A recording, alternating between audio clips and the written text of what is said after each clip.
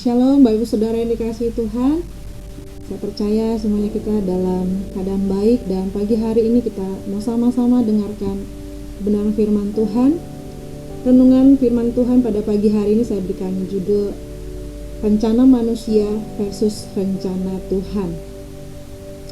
Kita mau belajar dari kitab Ester pasal 6, di mana dalam kitab Ester pasal 6 ini menceritakan kisah Mordekai dihormati raja. Mordekai mendapatkan promosi, Mordekai mendapatkan anugerah berkat yang luar biasa. Tapi bagaimana cerita Mordekai yang sebelumnya mungkin seolah-olah dia sudah melakukan hal yang penting untuk raja, tetapi tidak ada orang yang mengingatnya, tidak ada orang yang memberikan anugerah kepada jasa yang telah dia lakukan untuk raja. Tetapi di pasal 6 ini kita melihat betapa Tuhan ternyata memberkati Mordekai pada waktu yang sangat tepat. Kalau kita ingat di pasal sebelumnya, Haman sudah berencana untuk menyulakan Mordekai di tiang gantungan. Bahkan Haman sudah menyiapkan tiangnya sendiri, dan Haman datang pagi-pagi untuk menjumpai raja. Tujuannya adalah dia ingin memberitakan rencana jahatnya itu untuk menyulakan Mordekai di tiang gantungan itu. Kita coba baca di Ester pasal 6 ayat 4. Maka bertanyalah raja, siapakah itu yang ada di pelataran? Pada waktu itu Haman baru datang di pelataran luar istana raja untuk memberitahukan kepada baginda bahwa ia hendak menyulakan Mordekai pada tiang yang sudah didirikannya untuk dia. Ingat, waktu itu Mordekai sedang berada di ujung ancaman yang luar biasa. Semuanya sudah disetting Haman dengan demikian jahatnya, dan sejengkal lagi, sedikit lagi Mordekai akan disulakan pada tiang itu. Tetapi kita bisa melihat betapa Tuhan kita adalah Tuhan yang tidak pernah terlambat menolong umatnya. Haman datang pagi-pagi menghadap raja, tetapi malam sebelumnya raja dibuat Tuhan tidak bisa tidur. Ketika raja dibuat Tuhan tidak bisa tidur, inilah yang dilakukan raja. Ya, maka raja memerintahkan supaya dibawakan kitab pencatatan sejarah dan minta dibacakan. Dan ketika dibacakan itulah raja tahu ada seorang yang bernama Mordekai yang pernah menyelamatkan nyawanya dari usaha orang-orang jahat yang ingin membunuh raja pada saat itu. Maka bertanyalah raja kepada orang yang sudah menyelamatkan raja itu, anugerah apa yang diberikan, dan ternyata raja mendapati belum diberikan apa-apa kepada Mordekai. Kita bisa melihat di sini kenapa dulu ketika Mordekai menyelamatkan raja, Tuhan tidak langsung memberkati Mordekai pada saat itu juga. Ternyata planning Tuhan itu indah. Tuhan menyimpan berkat itu pada waktu yang tepat. Haman bermaksud menyulakan, tetapi di momen yang sama raja justru bermaksud memberikan anugerah kepada Mordekai. Dan yang menarik, urutan peristiwanya ketika Haman datang, raja langsung bertanya kepada Haman. Pertanyaannya nih mulai dari ayat 6, saya coba bacakan sampai ayat 9. Apakah yang harus dilakukan kepada orang yang raja berkenan menghormatinya?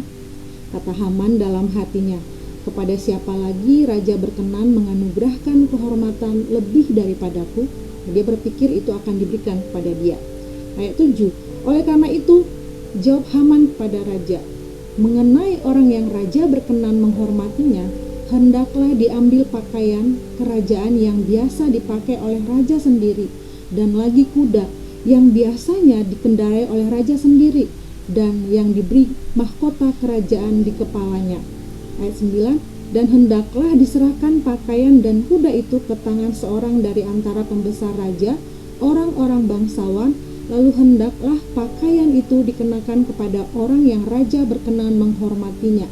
Kemudian hendaklah ia diarak dengan mengendarai kuda itu melalui lapangan kota, sedang orang berseru-seru di depannya, beginilah dilakukan kepada orang yang raja berkenan menghormatinya. Haman berpikir anugerah itu akan diberikan kepadanya, tapi ternyata anugerah itu diberikan kepada Mordekai. Hebatnya lagi, Mordekai pada saat pembicaraan itu dia sedang tidur, ya. Anugerah Tuhan justru diberikan kepada Mordekai pada saat dia tidur. Kalau kita bisa ingat ayat Mazmur 127 ayat 2 berkata, ia memberikannya kepada yang dicintainya pada waktu tidur. Tidur dalam arti bukan tidur-tiduran malas-malasan ya, maksudnya saat waktu istirahat berkat Tuhan itu mengikuti kita. Lalu apa yang bisa kita pelajari dari nats ini? Yang pertama, manusia boleh merancangkan hal yang buruk buat kita, tetapi Tuhan selalu merancangkan hal yang baik buat kita. Amin. Yang kedua, manusia bisa melupakan kita, bisa mungkin mengabaikan kita, tetapi Tuhan tidak pernah melupakan kita. Yang ketiga, kita mau belajar melepaskan hak. Sekalipun kita sangat pantas mendapatkannya atau menerimanya, seringkali kita tidak menyadari dengan kita melepaskan hak, kita mengizinkan Tuhan untuk melakukan bagiannya dalam hidup kita. Mazmur 37 ayat 6 berkata, ia akan memunculkan kebenaranmu seperti terang dan hakmu seperti siang. Dengan melepaskan hak, kita menerima kekuatan dan kasih karunia dalam takaran yang lebih besar, yang memampukan kita bukan hanya untuk bertahan, tapi untuk menang. Ya, melepas hak membuat kita jauh dari kekecewaan, kepahitan, kebencian, sehingga kita tidak membalas dendam kepada orang lain, kepada orang yang mungkin menjahati kita, melakukan hal yang tidak adil buat kita. Yang keempat adalah lakukanlah bagian kita, maka Tuhan akan mengerjakan bagiannya bagi kita. Amin. Bapak Ibu Saudara, dalam kitab Ester ini memang tidak ada kata Tuhan kita temui. Tetapi bukan berarti dia tidak ada, bukan berarti dia tidak bekerja, tapi dia justru membela umatnya lewat Ratu Ester. Dia memakai Mordekai dengan segala perjuangannya sampai dia dipromosikan Tuhan. Mungkin sama halnya dengan kehidupan kita hari-hari ini. Mungkin kita hari-hari ini sedang berada dalam situasi yang kurang baik. Kita berpikir Tuhan itu seakan-akan sedang meninggalkan kita. Tidak ada orang yang peduli akan kita. Tidak ada yang mengingat kita. Tapi satu hal yang kita tahu, ada Tuhan yang selalu ingat dan akan menepati janjinya dalam kehidupan kita. Amin.